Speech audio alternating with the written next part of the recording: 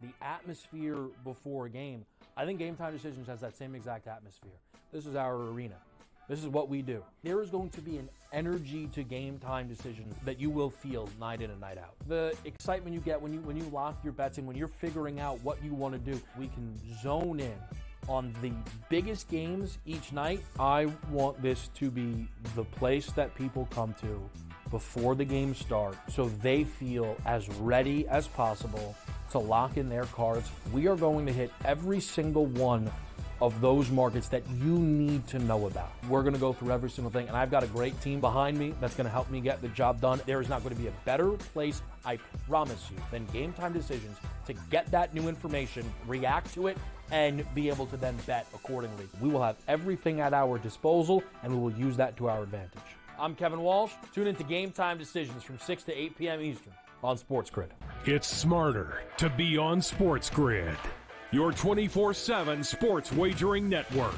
The early line. Magical and historic season in Lincoln, Nebraska continues. He is the best player in the NBA, but also in the biggest moments where the national media is watching. Newswire. Something that we have never seen happen before with one of the iconic coaches in the game. Pharrell Coast to Coast. The team covers. It's automatic. It's every time. Not sometimes. It's every time. Game Time Decisions. Luka is actually far more dangerous from three on the road this year than at home. This game here tonight, you may want to consider taking as many points as humanly possible. In-game live. Prime time. We got not one, but two coaches fired systems in place. Sports Rage Late Sort of Night. has letdown written all over it. It's going to be hard to match the emotion that they played with the other night. It's smarter to be on sports.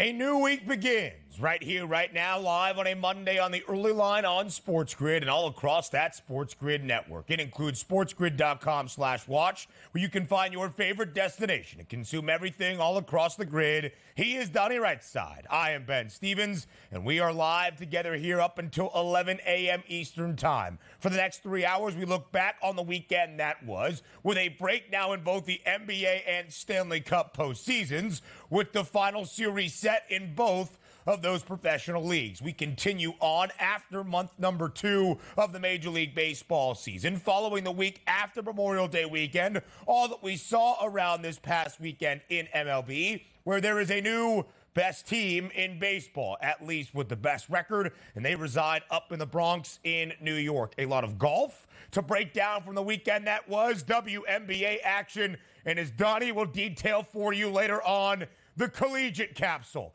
with the NCAA baseball and softball tournaments firmly underway as well. We're scraping here. We'll get you those topics. We'll have some fun, no doubt about it. We'll break it all down because why? The NHL Stanley Cup Finals, can't wait for them.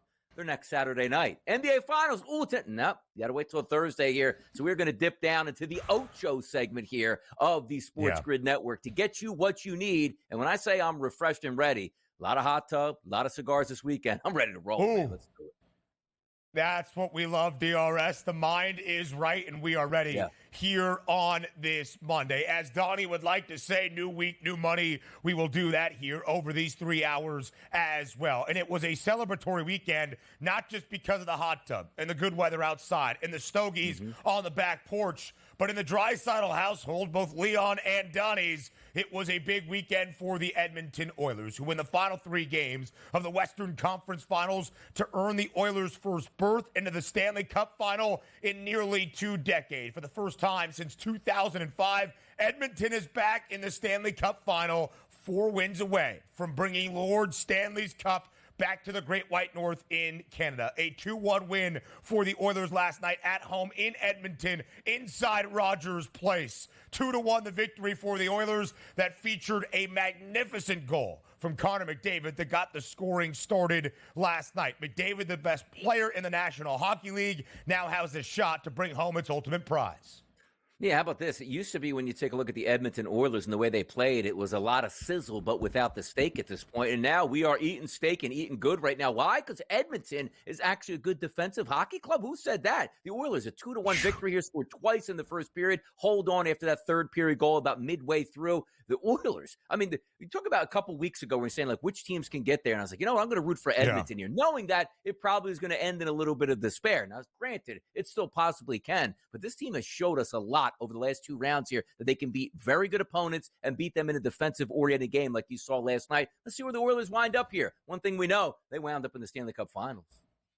Stuart Skinner, the netminder for Edmonton, faced 35 shots last night, and he saved 34. Meanwhile, Connor McDavid and the Oilers scored 2 goals, and yet they only had 10 shots on net. They were outshot 35-10 and still emerged victorious as a -140 home money line favorite in game number 6. 2-1, a total stays under 5.5 because of the excellence out of Stuart Skinner last night. And DRS, a small mistake on my end, a correction here. 2006, not 2005, as the Draisaitl household, Donnie Draisaitl, knows very well. But the Oilers still back in the Cup final for the first time in 18 years. Expected to be here at the season start. Time for the third best price to win Lord Stanley's Cup. And now Connor McDavid and the rest of the Oilers recognizing that potential. We go Major League Baseball. What a game it was yesterday out in San Francisco. 2 home runs for Juan Soto as the Yankees rally in the top of the 9th,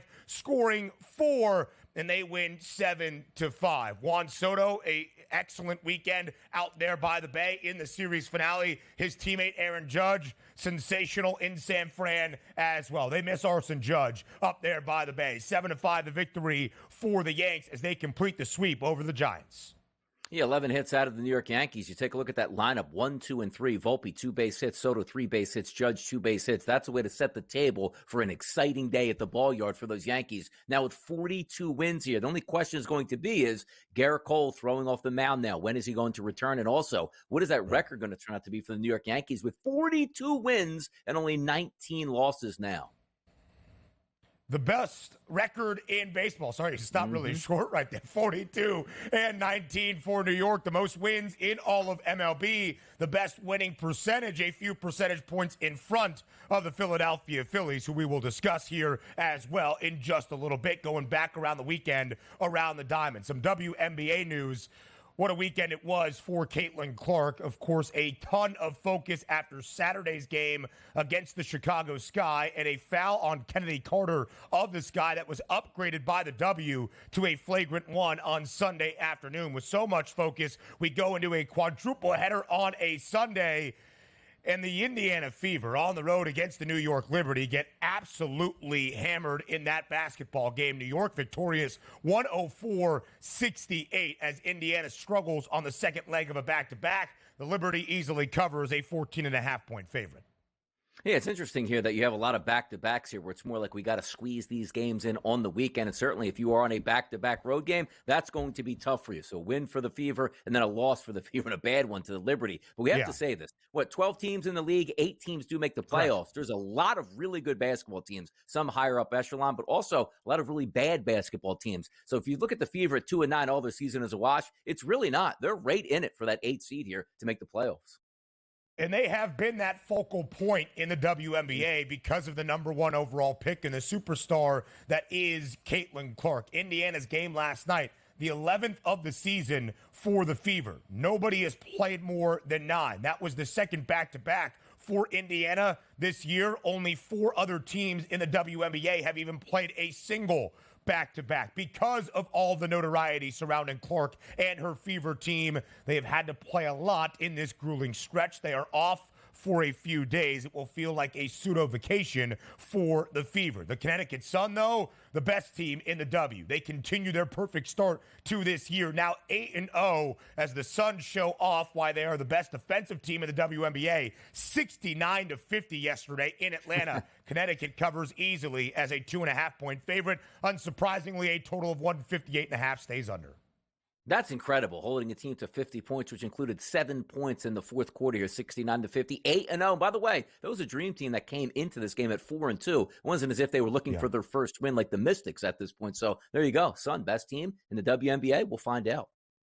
As of right now, one of those 3 teams from a year ago alongside Las Vegas and New York that won 25 games or more. Now to the NFL. The Washington Commanders releasing kicker Brandon McManus after a lawsuit came out a week ago that detailed sexual assault allegations during his time playing for Jacksonville.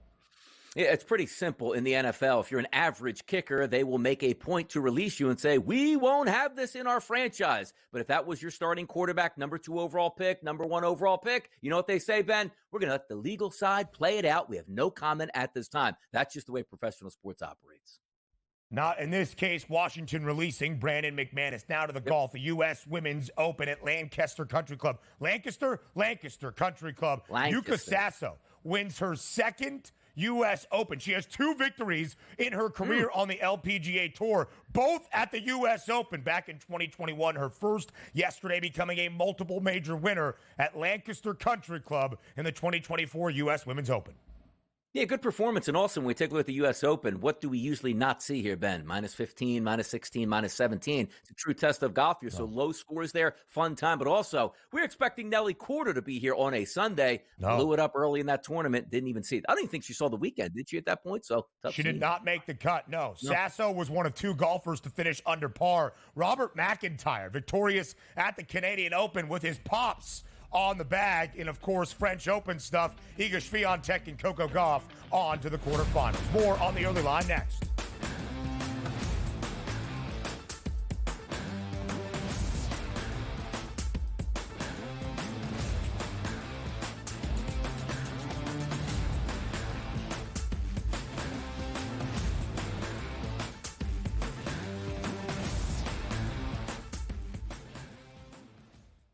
Anyone that's been to a sporting event, the atmosphere before a game, I think Game Time Decisions has that same exact atmosphere. This is our arena.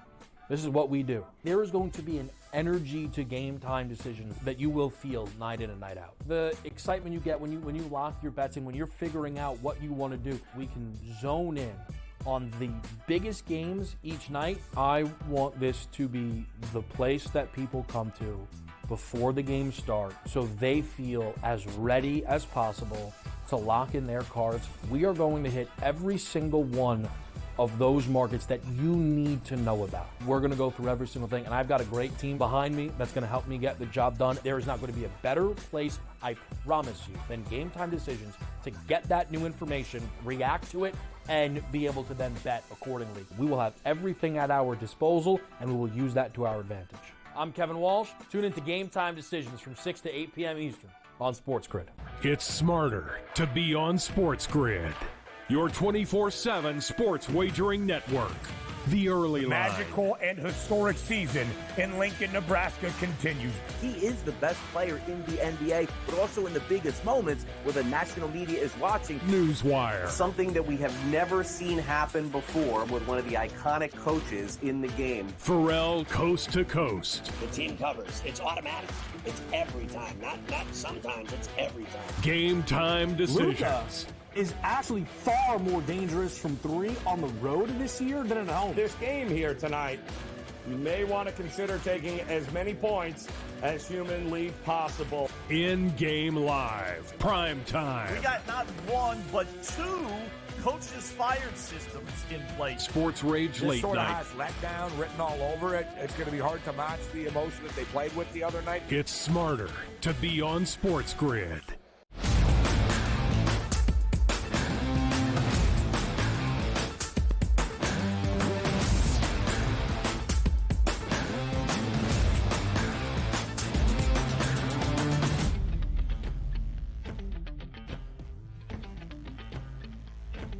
$42 wins for the New York Yankees, the most in Major League Baseball. We recap the weekend that was around MLB live right here on this Monday on the early line on SportsGrid. A sweep in San Francisco. The Yankees win all 3 against the San Francisco Giants, make that 5 straight.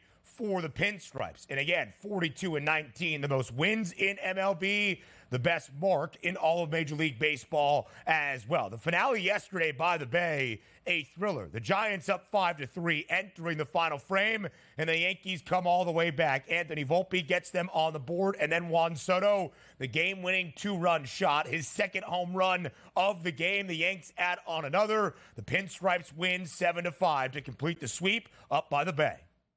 Pretty impressive. You didn't even get a great start out of Nestor Cortez here, Ben. 4 1/3 innings pitched, 7 hits, 3 earned runs, but enough to keep you in that game. By the way, has a 3.46 ERA, which I think the Yankees would take. On the other hand, looking at the San Francisco Giants, you bring in a pitcher that is Cy Young caliber and has won that award before, leaves with an injury after 4 2/3 innings pitched, 3 earned runs, 7 strikeouts, and lowering his ERA, I guess you could say, to 9.51. And when you hear a pitcher with a hamstring injury, that's going to be quite some time because you don't get that extension off of the mound. But the Yankees, say what you want about them. Their top performers are finally starting to settle in, and you really do have a 2-man MVP race now at the top of the American League because you take a look at Soto and Judge, they are absolutely bombing away. And it's also crazy. Like, just say if Soto wasn't on this baseball team, which, again, he is. He's hitting .322. I've talked about this so many times, Ben. The protection that you get at the top of the lineup, which you can't just walk Soto to get the Judge, and that's paying off. 288 Aaron Judge is hitting. Can you imagine if Aaron Judge hits 300 and also how many home runs he's going to wind up with at the end of the season? It's a match made in heaven. Soto and Judge have been spectacular for the Yankees. We'll see where they go in the summer. Aaron Judge has been unreal. We'll look at the numbers in just a moment. But when you think about where he came from just a month ago on May 2nd, the guy was batting 197. It has been a complete overhaul in the last month, and Juan Soto was that bright spot, even with Aaron Judge struggling. But this is what the Yankees expect to do each and every year, be at the top of the American League and all of Major League Baseball. That's where the New York Yankees stand as we enter the first weekend and now full week of the month of June. 42-19, winners of 5 straight. By the way, Clay Holmes, his 17th save of the year yesterday for New York. It was last week at this time, looking back on a Memorial Day blunder out of Clay Holmes where he struggled greatly. Not the case for New York yesterday. 7-5 victory over San Francisco. The sweep complete over the Giants. Now we talk about Aaron Judge. And, of course, DRS, 2 summers ago, or 2 winters ago, I should say, 2 off seasons ago, there was the idea that Arson Judge was on his way to the San Francisco Giants. Aaron Judge signing with a team in Northern California. He did not. Of course, he returns to New York. And back in New York, especially in the last month, he has been unreal. 197. The batting average just a month ago. And this weekend in San Francisco, the Giants could see what Arson Judge could have been. 6 of 10 at the dish, including 2 of 3 yesterday. 3 home runs in the first 2 games. 6 RBIs. 5 runs scored. I am pretty sure I saw a stat yesterday, DRS. The 3 home runs from Aaron Judge in the first 2 games of this series against the Giants, the most hit by any single player inside Oracle Park all year long, and that includes the Giants who play their home baseball there. I've got to tell you what's interesting about that, too, is you're right about that. Like, if you say to yourself, that's an unbelievable weekend for any Major League Baseball player, but some might say, yeah, well, he was in Colorado, or he was at home in the Bronx, and the wind was blowing out. Pretty easy to hit home runs there. Not so easy to hit home runs out in San Francisco, as you pointed out, one of the toughest batter ballparks here, and the pitchers absolutely love to go there. Now, having said that, Blake Snell certainly not loving to go to San Francisco right now, but the focus here on the New York Yankees and where they can go. It's a big money market team here that's having a great season. And typically with big money teams, it's not like, hey, you know what? 42 wins, the most in Major League Baseball. We don't have to add on. This is when you want to try to strike gold and even add to that bullpen, add another frontline starting pitcher, add another top bat to that lineup here. We'll see where the Yankees have it, but I love what I've seen. And I always get back to what my thoughts were coming into spring training because you were getting a lot of bad news on the New York Yankees, not a lot of great news. And here they are at 42-19, way above expectations here, even for the most ardent Yankees backer. They look fantastic right now, doing it in all phases.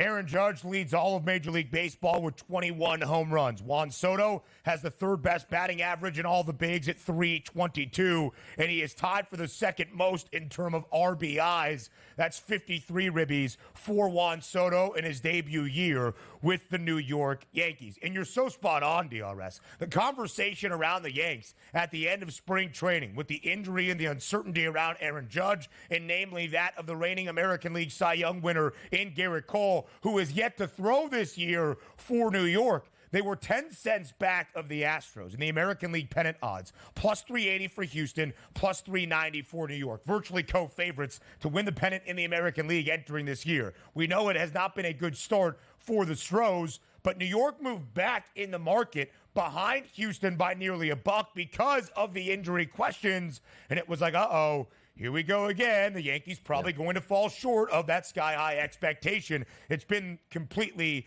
opposite. And when you see Juan Soto and Aaron Judge, is it really just a two-man race for the American League MVP award between these two teammates? There are the stats. Again, Aaron Judge leads the bigs in home runs. Juan Soto tied for second most with 53 RBIs. And now it's Judge, DRS, 10 cents in front of Juan Soto. It was Soto the favorite to win the MVP award in the American League just a week ago. Yeah, because the thought process behind that is you're going to take a look at the end of the season. What do we love to see? Well, if you are hitting home runs out there, it's how many you're going to hit at the end of the year. Because if one person hits 60 home runs, the other hits 48, even though the one guy hit 48 and maybe had a better batting average, we tend to look at the home run leader as opposed to the other type of intangibles that you have. But also having said this, like Juan Soto, this isn't like, hey, man, he's really dominating in South Florida where nobody's paying attention and nobody's really critiquing him here. This was a guy that came over to one of the more respected franchises in baseball, one of the more iconic brands in the world here in the sporting atmosphere, and he is absolutely putting on a show in a free agent year. It wasn't as if Ben, hey, you know what? I got my $400 million last year. Now it's all cupcakes from here on out. Like, he's playing that along with his agent to see how high I can get this paycheck to, and he's been unbelievable. Can you imagine in a free agent season, you're going to win the MVP? That is outrageous, man. Talk about the dollars coming his way. Awesome. More around the weekend from Major League Baseball comes your way next here on the Early Line.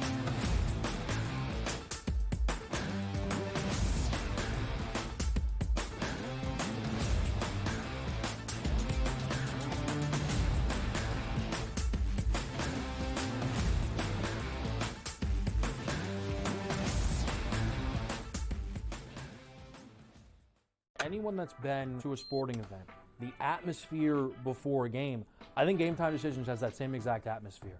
This is our arena.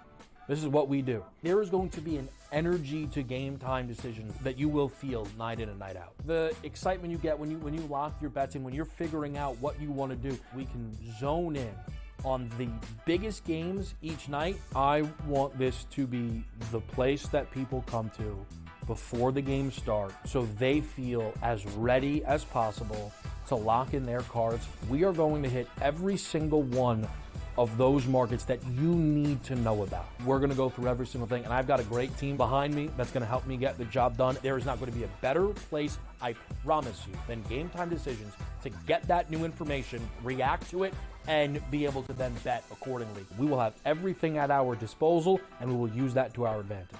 I'm Kevin Walsh. Tune into Game Time Decisions from 6 to 8 p.m. Eastern on SportsGrid.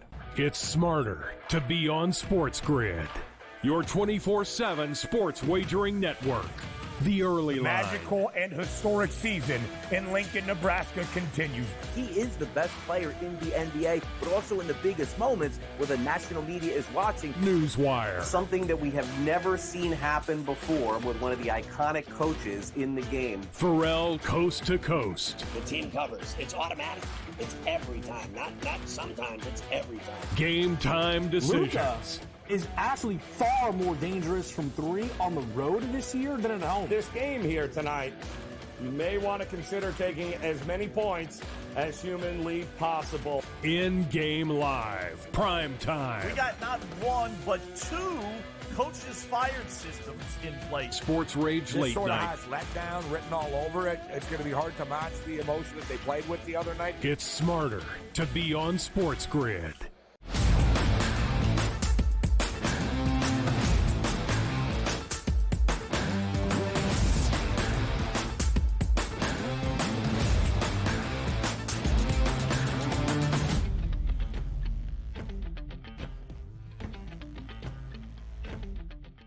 Live right here on the early line on Sports Grid. Welcome back to a Monday, recapping the weekend that was around Major League Baseball and setting the stage for this week to come. Sunday night baseball in Philadelphia. The Phils looking for the sweep over the St. Louis Cardinals. We were tied at 4-all going to extras and a walk-off winner for the Cards. 5-4 the victory for St. Louis. They win outright as a slight underdog to avoid the sweep in Philadelphia. Still 41 wins for your Fightins, DRS. Just one win behind the New York Yankees at this moment. Yeah, still up top there. And again, they wanted to get the victory yesterday, and quite frankly, probably should have done that, but didn't. But at the same time, you're saying to yourself 41-19 on the season, and you still won the series against the St. Louis Cardinals. That's all you can hope for. Now, coming up tonight, an emotional night at Citizens Bank Ballpark with the return of Rhys Hoskins and the Milwaukee Brewers. We're seeing that finds out. Also, the Phillies getting a little bit injured, too. They sort of skated one because, what was it, Saturday night, which they picked up the victory. Ranger Suarez got hit with a 106-mile-an-hour comeback liner out the middle, which basically hit off his pitching hand, but that one came up negative on the x-rays. Thank goodness on that. Marsh goes down last night with a hamstring injury. Still waiting on Trey Turner to get back, who had a setback on that hamstring injury about a week ago, but seems like he's finally back on track. See if the Phillies do make any moves. But yes, it's been so long since you said, like, oh, the Phillies aren't the top record in baseball. It's now the New York Yankees. Phillies still playing some quality baseball at this point. We'll see where they go this week, but a little bit more banged up than they were about a week and a half ago. Yeah, same amount of losses as New York, 19 in total, just one win less. 41 for Philadelphia, 42 for the Yankees. The Phils entered this weekend having dropped 2 consecutive series, which was uncharacteristic for Philadelphia. They hadn't lost a series since their second of the year, way back in late March, the first few days in April. So Philadelphia gets another series victory. The Cardinals still playing better baseball. They entered the weekend in Philadelphia having won 12 of their last 15 games. They avoid the sweep against the Phils, 1 game below 500, but second best record in the National League Central, only behind the Milwaukee Brewers, who had themselves a good weekend, and you take advantage when you play the Chicago White Sox. Speaking of that walk-off yesterday, not quite a walk-off, but a victory in the top of the 10th. Nolan Gorman, 2-run home run for the Redbirds to get the scoring started last night in Philly. He also had that game-winning RBI single in the top half of the 10th inning. Now we go around the rest of MLB. I mentioned Milwaukee, 13 games above 500 now, 7-game advantage over St. Louis at top the National League Central. They sweep the Chicago White Sox, make that 5 straight wins for Milwaukee, 11 consecutive L's for Chicago. We knew it was going to be a bad year for the White Sox. It has been that. By far the worst record in all of MLB. And we got some theatrics late in a tight baseball game yesterday on the finale on the South Side. Tommy Pham sliding into home, but doing so from the infield grass. And we had a little bit of a dust-up where Tommy Pham said after the game in his post-game locker room interview that he fights during the offseason, takes fight training classes so that he can knock somebody the F out if need be. He didn't do that, and Chicago got knocked out for an 11th consecutive time. Yeah, I think they're 15-45 on the season, which is incredibly terrible. But I did enjoy that post-game press conference because sometimes, look, if you've been there, done that before. Back in the day, you were allowed to go from third base to home and run the catcher into like the opposing team's dugout at this point. You can't do that anymore. So in a close game where you're being sent, and it also seems like in that post-game press conference, Tommy Pham was like, I don't know why the third base coach sent me on this because I was going to be out by a mile. Yeah. So he's already angry about that and was out by a mile. But then the catcher basically telling him, like, yeah, man, you're not going to do anything, man. Just stay right there where you're at. It's like, wait a second. Like, I'm not allowed to bowl you over, and you're talking trash as if I'm supposed to, like, slide through you at this point. So I'm surprised it didn't come to blows because also, if Tommy Pham goes to blows with Contreras here, you know, you have a first-place team and a last-place team. Who cares? Like, Pham's like, all right, I'm going to get suspended for 15 games. So what? We stink anyway at this point. At least I'll prove a point. But that post-game press conference was quite hilarious. Like, I trained in the offseason for moments like this. We should have used that moment last night because we would have loved to have seen it. It was really good. The Twins win the weekend series against the Astros. Houston now, DRS. They have lost 7 of their last 11, 5 of their last 7, 8 games below 500, 60 games into the season. They are 26-34. I know you're not buying in, but when are we officially out on the Astros? I don't know. Tomorrow, I don't have a fork around me right now, but tomorrow I'm going to bring a fork out when the Astros lose again. Put it in We there. can stick it in the Astros. That fork right in them here. Don't trust the Astros. We've seen enough at this point now. Don't trust them. Yeah, I mean, listen, there's a large hole to call out of for Houston. Plenty more reaction from Major League Baseball, setting the stage for a new week in the bigs later on in the show. But the NBA Finals start this week, finally, next.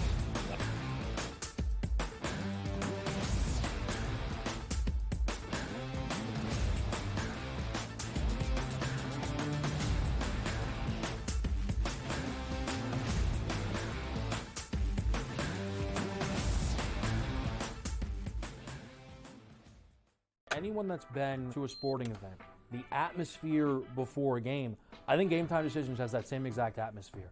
This is our arena.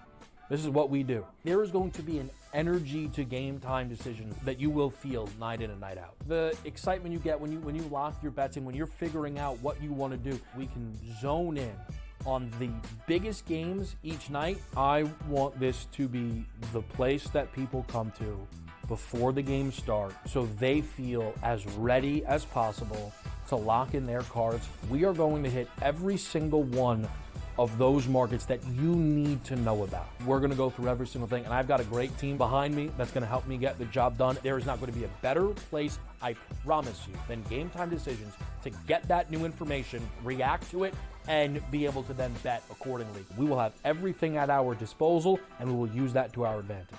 I'm Kevin Walsh. Tune into Game Time Decisions from 6 to 8 p.m. Eastern on SportsGrid. It's smarter to be on SportsGrid, your 24/7 sports wagering network. The early line. Magical and historic season in Lincoln, Nebraska continues. He is the best player in the NBA, but also in the biggest moments where the national media is watching. Newswire. Something that we have never seen happen before with one of the iconic coaches in the game. Pharrell coast to coast. The team covers. It's automatic. It's every time. Not sometimes. It's every time. Game Time Decisions. Luka is actually far more dangerous from three on the road this year than at home. This game here tonight, you may want to consider taking as many points as humanly possible. In-game live. Prime time. We got not one, but two coaches fired systems in place. Sports Rage This Late sort of Night. has letdown written all over it. It's going to be hard to match the emotion that they played with the other night. It's smarter to be on SportsGrid.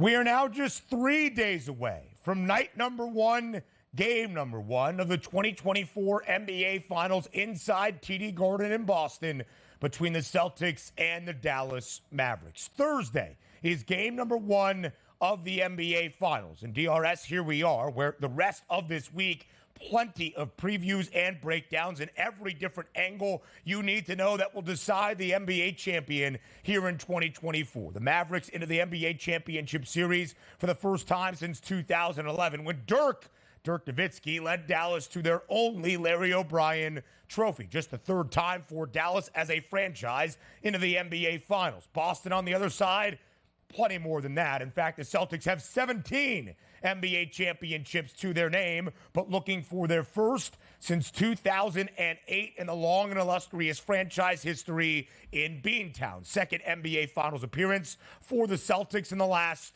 3 years. And Boston remains a heavy favorite, minus 220 for the C's to win the NBA championship here in 2023-24 outright. That number has not moved. A couple of the other markets that will determine what this NBA Finals looks like this season have changed ever so slightly, but we start there. Boston still remains greater than a $2 odds-on favorite to win the Larry O.B. this season. Yeah, and if we're taking a look as a handicapper, this is actually a pretty tough series for me so far before these games start up on Thursday night, because you're saying to yourself, from a Boston Celtics perspective, Ben, we knew all season long they were the best team in the NBA, record-wise, and also no doubt in getting that number one overall seed in the East and probably the number one overall seed in the NBA, which they do have. But it would have been nice to sort of get a measured test early on in the playoffs, like a healthy Philadelphia 76ers, a healthy New York Knicks team, heck, even a healthy team that they even faced off outside of the Milwaukee Bucks, but we didn't get that here. And then we saw the Dallas Mavericks throughout the season. We knew they had talent, but we didn't know that their upper echelon talent could play this well and play this well together and be healthy. And now they're finding themselves in the finals and running the gauntlet of a much, much tougher Western Conference here. So as I say, as a handicapper, which two teams am I going to get on the first two nights of the NBA Finals? Is it going to be the Dallas team that has been phenomenal all the way through? It's going to be a Celtics team. It's like, oh my gosh, we actually got to play a formidable opponent here. We haven't seen this just as of yet. But as a fan, I love this to talk about it because you do have the upper echelon talent and superstars. You don't have one of those, hey, Cinderella season, let's see if it continues, like quite frankly, the Miami Heat were last year. Right. So I'm right now just trying to average in what am I getting out of the Boston Celtics? Because as you pointed out, they're a heavy series favorite and should be, but I would have loved that they would have beat down the Sixers or beat down the Knicks or beat down the Bucks when they were fully healthy on their way to the NBA Finals.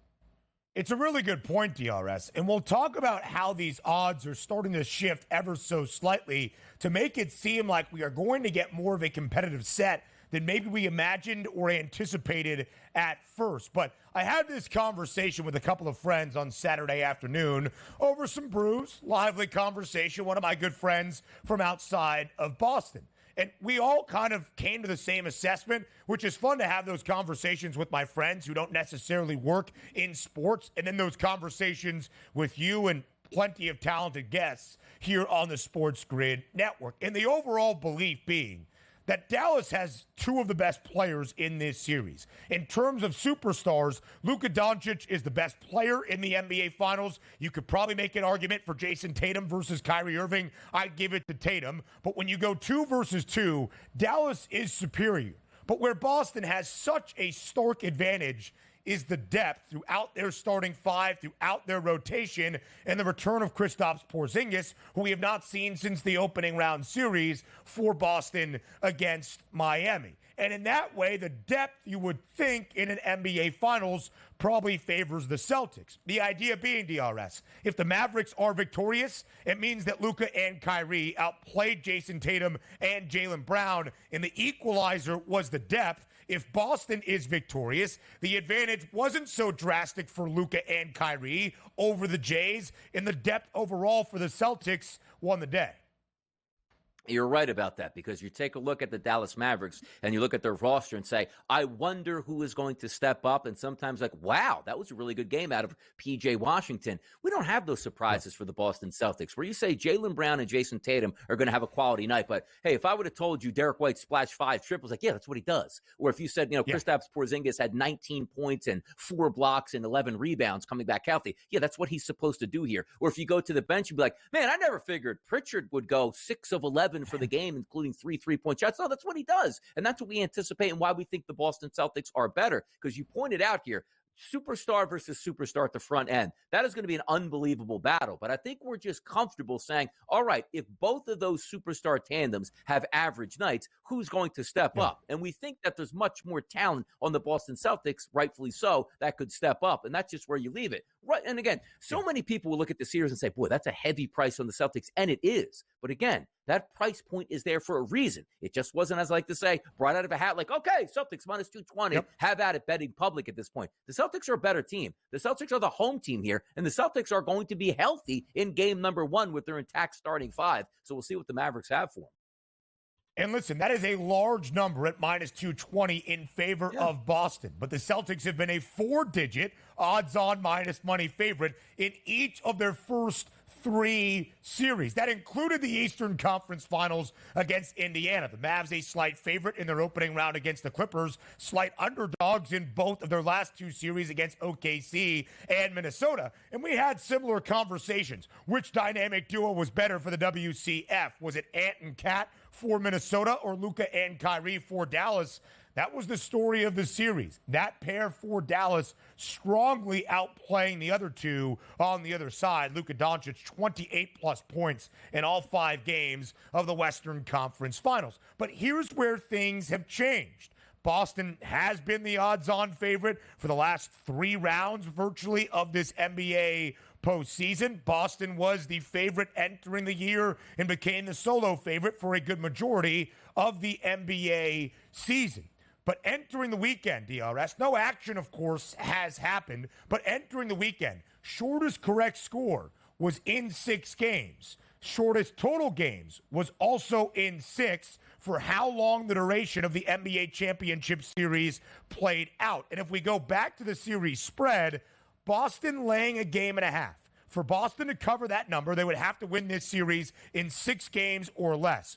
4-2 or shorter than that is now a plus money price. Dallas getting a game and a half, meaning this series goes 7 or the Mavericks win it outright, is the expected VIG right there at minus 134. That has changed ever so slightly, where 7 games, the full duration of the NBA Finals, is the slightly shorter and thus expected price at plus 190. Listen, it's a 10-cent gap. It's a 40-cent gap from 5, 6, or 7. It is not stark by any means, but we are starting to see, maybe, just maybe, DRS, this series expected to be a little bit tighter than previously thought. I think, I don't want to say the betting public, maybe just the public, probably rooting more for the Dallas Mavericks as a fun story as opposed to the Lakers at this point, or excuse me, as opposed to the Celtics at this point, because you're lining it up, and a lot of people don't like the Celtics. I'm in Philadelphia. Certainly we don't like Boston. There's no real animosity towards Dallas. Now, in other sports, that's completely different, but certainly not in the NBA because of a Western Conference opponent. But if you are looking at that series and saying, like, it has to go 6 or 7 games, these are 2 quality opponents. Well, you take a look at the Celtics and no, they didn't even get to a game number 6 yet here in the NBA playoffs. We'll see if they can actually happen in the finals. And that's no shot at the Dallas Mavericks, where they should be on a competitive level. If we're taking a look at the layoff time between the Western and Eastern Conference Finals and the NBA Finals, I think that does benefit Dallas because they need to rest their superstars and get as much energy as they can, as opposed to, you take a look at that path towards victory for the Celtics, which was quick sweeps, or gentlemen sweeps, I should say, throughout those rounds before they actually swept the Indiana Pacers. So for me, I'm actually sort of thinking on the shorter side of the series, but this comes to my agreement where I said before this series starts, sometimes I just got to watch these 2 teams play because I don't know what the Celtics are, even though they have a great record here. I know what the Mavericks are, which throws me for a little bit of a loop, which is going to be so much fun breaking this down until we get to Thursday's action. We will look at game number 1 in the odds for it and what it means for the entirety of this series from a matchup perspective next.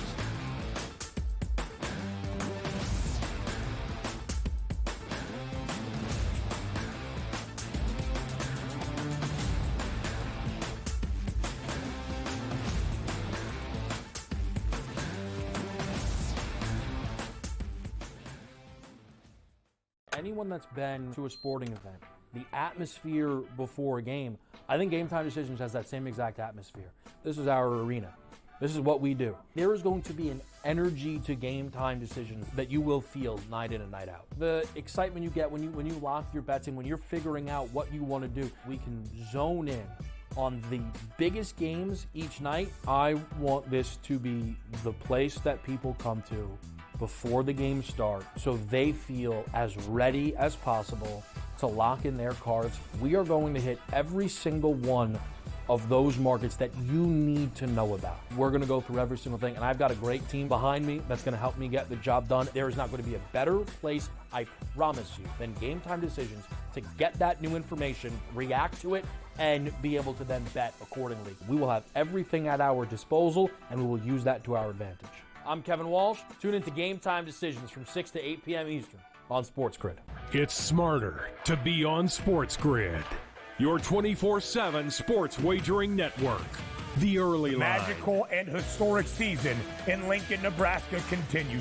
He is the best player in the NBA, but also in the biggest moments where the national media is watching. Newswire. Something that we have never seen happen before with one of the iconic coaches in the game. Pharrell, coast to coast. The team covers. It's automatic. It's every time. Not sometimes. It's every time. Game Time Decisions. Luka is actually far more dangerous from 3 on the road this year than at home. This game here tonight, you may want to consider taking as many points as humanly possible. In-game live, prime time. We got not 1, but 2 coaches fired systems in place. Sports Rage This late sort night. of has letdown written all over it. It's going to be hard to match the emotion that they played with the other night. It's smarter to be on SportsGrid.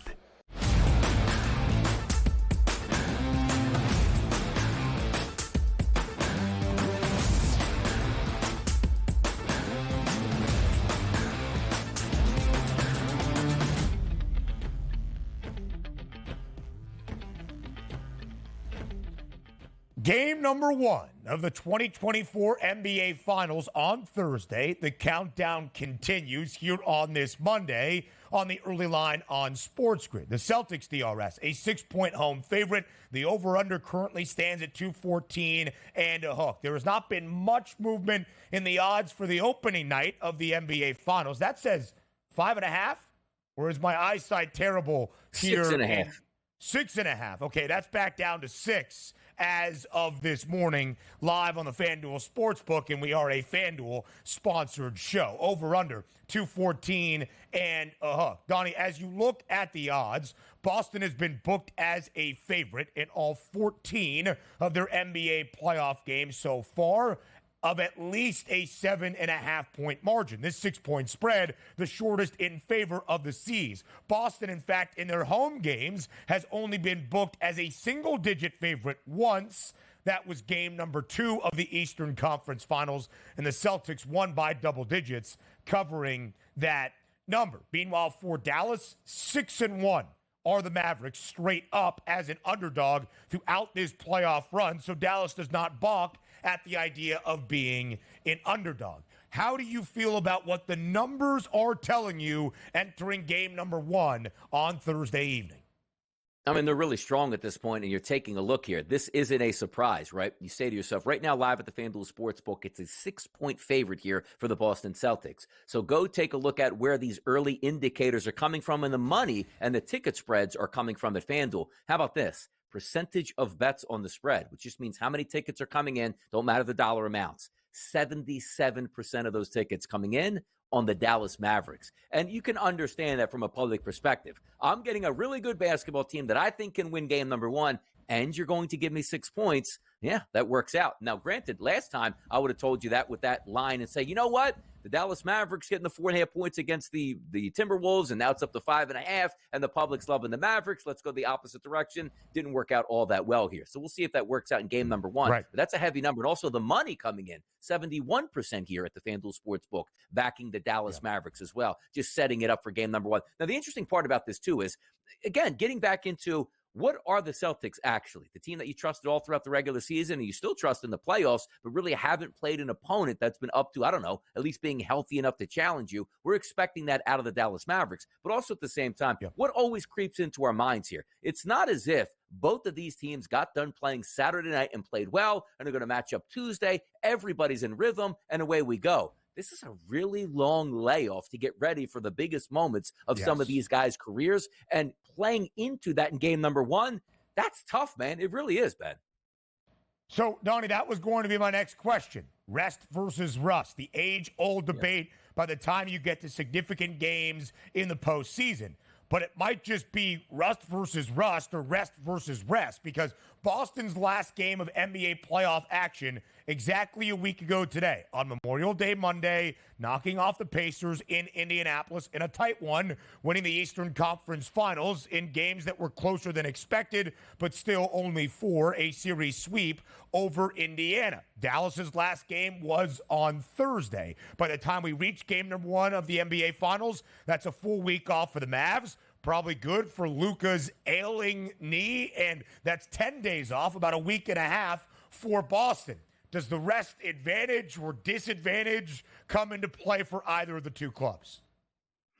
And that's what's tough, and this is what's great, where we can line it up until Thursday to say it. But if I have an opinion right now that I'm probably going to stick to here, is I do think the rest advantage really favors the Dallas Mavericks, because we were talking about not Jason Tatum and Jaylen Brown, hey, banged up throughout the playoffs, be nice to get some rest. We were hearing words from the Dallas Mavericks behind the scenes like, hey, man, Luka is really battling this knee injury, and if it was the regular season, he would miss multiple games, but in the playoffs, you can't do that. So if you give him over a week off, and knowing, it's not as if like Luka's the starting point guard on the Dallas Mavericks, like, hey, look, just get everybody involved here, get your 10 assists, make sure everybody gets their clean looks out here. No, you need him to be the best player on the court every single night, have the ball in his hands repeatedly, and playing over 40 minutes a night. I think the rest advantage right now lines up with the Dallas Mavericks. Why? Because they need their two superstars with really charged up batteries heading into the series, because if you tell us right now, average series from Tatum Average series from Brown. You know what? Celtics probably still in it. We'll see what happens. Average series from Luka and Kyrie? No. They're not even making it to game 6 here, Ben. For sure. Absolutely so. The burden is going to be on Luka Doncic and Kyrie Irving. Luka's points prop for game number 130 and a hook. Kyrie Irving in his return to Boston, 24 and a half. There are those narratives, of course, to monitor. Kyrie back inside TD Garden. I don't think it's going to be a flattering homecoming by any means. And Kristaps Porzingis against his former team in the Dallas Mavericks. Boston has been the expected NBA championship favorite all year long. Co-favorite with the Bucks to win the NBA title before the year got underway. Became a short favorite pretty much by the time we got to February into the All-Star break. I bet Boston at a plus 220 number in late March, seeing how the path was starting to play out in the Eastern Conference. And thus, here we are. Boston a minus 220 favorite now to win the NBA title. On the other side, though, Donnie, the Mavericks had the 7th best price to win the Western Conference before the season got started. That number and their NBA championship number got longer by the time we got to the All-Star break. The Mavs won 6 straight, entering the All-Star break in the middle of February, and then went 18-9 on the other side, 24-9 in their final 33 NBA regular season games as that duo of Luka Doncic and Kyrie Irving started to click. You said this early on. You know what Dallas is based on what you have seen here in the postseason. You still question slightly what you have seen out of the Celtics. Are you really questioning what Boston is as a team, or is it just the idea they haven't been tested yet in the NBA postseason? Yeah, I don't think it's fair to trust them as a team because at every turn this year, they proved you they're a great basketball team. And I always like to get back to this premise of, yes, they haven't faced top-level talent in the playoffs, Ben, but it's not as if they were going 6 and 7 games struggling to put these teams away. They were ending these teams quite early in the series. So I'm not worried about that, but you see the big price tags here in the finals, particularly in game number 1. It's just hard to say, yeah, I fully trust this team, but I haven't seen it yet, even though I know they're a good basketball team. But again, we'll find out Thursday night right away who that good basketball team is. Puck Talk with Donnie and Ben on the other side of the break here on the Early Line.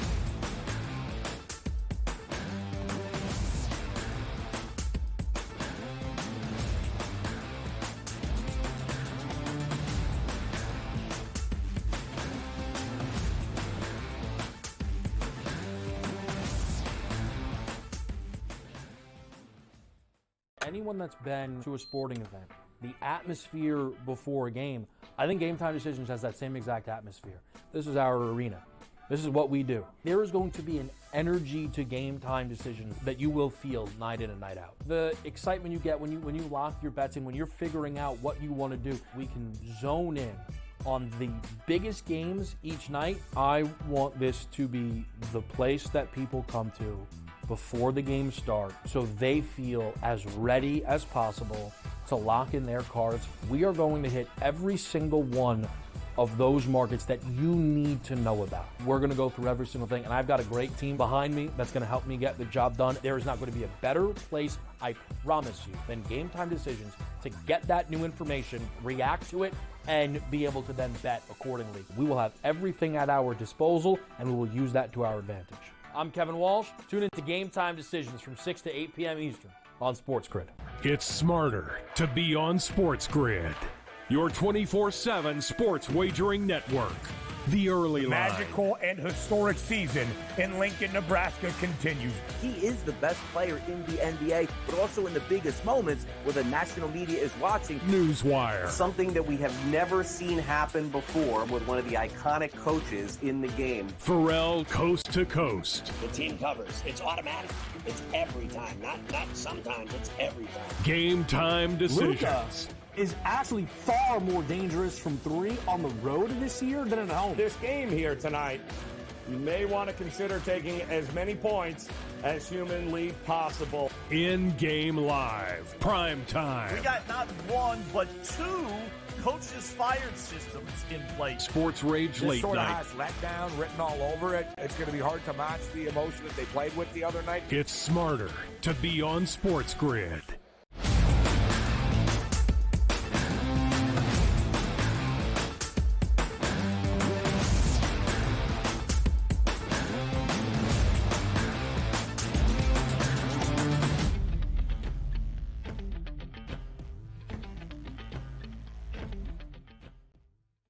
Puck Talk with Donnie and Ben live right here on this Monday, where we saw both of the conference finals come to a close over the weekend, and neither reached a Game 7. Bad for my bet that had at least one of the two sets getting to a seventh and final game, because both came to a close in Game 6. We start with a celebratory night inside the Donnie Draisaitl household there in South Jersey as he looked up at the Great White North and the Edmonton Oilers, victorious in Game 6, a 2-1 final for Edmonton to get back to the Cup final for the first time in nearly 2 decades since 2006. A 2-1 victory for Edmonton. They scored twice on their 10 shots of the game. On the other side, the Stars had 35 shots and only got one pass. Stuart Skinner, the netminder for the Oilers. An incredible goal, a sick, nasty goal out of Connor McDavid. Got the scoring started last night in game number 6. And the Oilers